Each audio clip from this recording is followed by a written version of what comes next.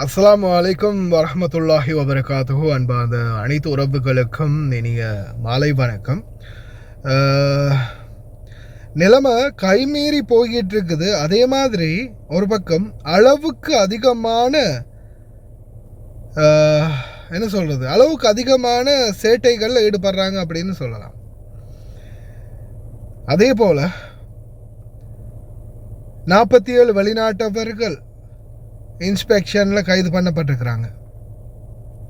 தற்போதைய சூழலில் கெப் பகுதிகளில் அதிரடியான சோதனை. தயவு செய்து ரொம்ப கவனமாக இருங்க. இனிமே வெளியிலலாம் வேலை பார்க்குறதுன்றது ரொம்ப டேஞ்சரான சிச்சுவேஷன். அதே மாதிரி mortal remains of 20 Filipino workers repatriated Kuwait. பாடிகள்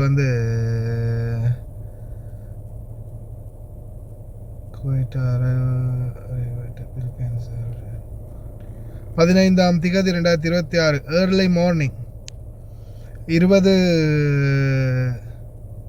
உடல்கள் பிலிப்பைன் நாட்டவர்களுடைய உடல்கள் தாயகம் சேர்ந்தது அப்படின்ற மாதிரி அரப் டைம்ஸில் ஒரு பதிவு வெளியிட்டிருக்கிறாங்க. அதே மாதிரி இன்னும் சில நாடுகளோட டீட்டெயில்ஸ் போட்டிருக்காங்க. சரி, ஓகே. இறந்தவர்களுக்கு ஆழ்ந்த இரங்கல்கள். அதே மாதிரி 47 பேர்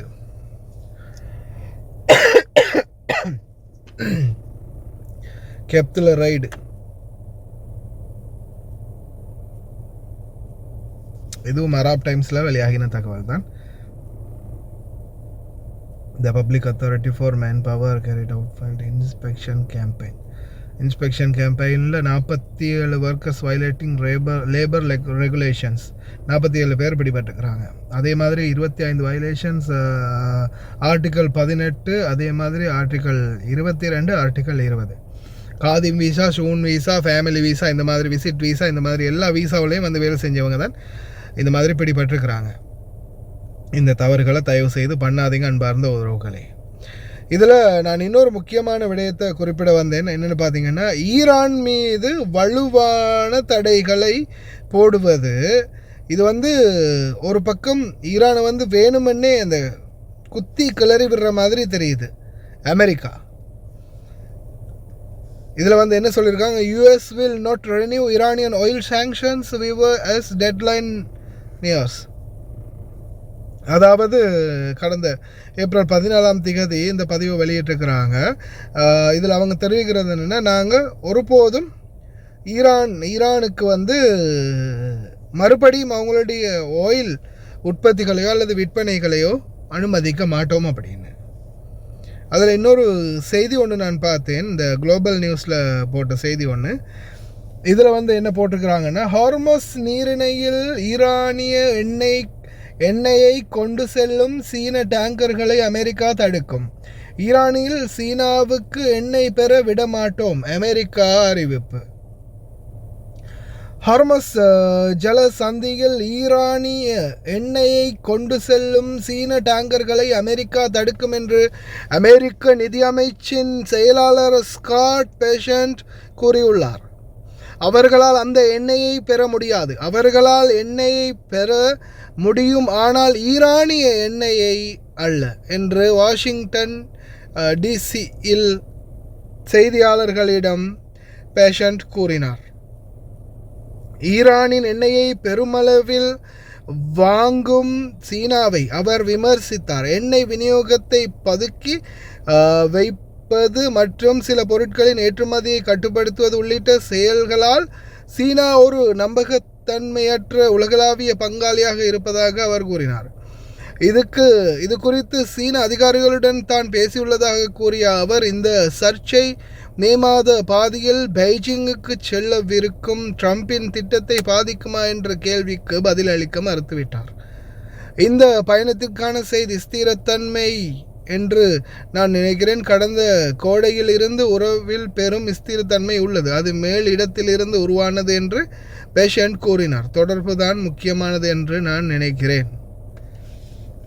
நீங்கள்லாம் உங்களோடையெல்லாம் தொடர்பு வச்சுருந்தா சாவுக்கு சமம். கடைசியில் இதுதான் நடக்குது. இவங்க அந்த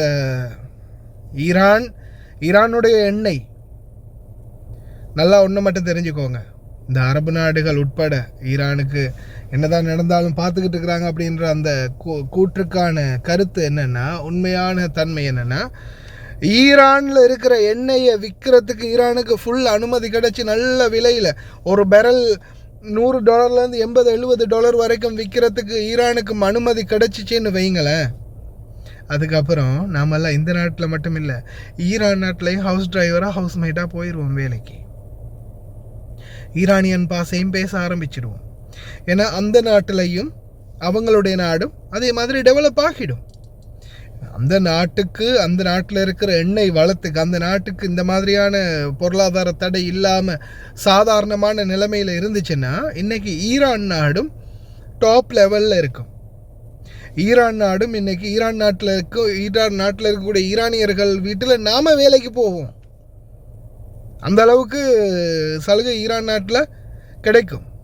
ஆனால் என்ன பிரச்சனைன்னா, ஈரான் வளர்றதுல பங்காளிகளுக்கும் விருப்பம் இல்லை, பக்கத்தில் அங்கே இருக்கிற பகையாளிக்கும் விருப்பம் இல்லை. அதுதான் நிதர்சனமான உண்மை. பார்க்கலாம் என்னதான் நடக்க போகுது. ஆனால் ஈரான் இந்த மாதிரி சீண்டிக்கிட்டே இருந்தாங்கன்னா மறுபடி ஒண்ணாம வானத்தில்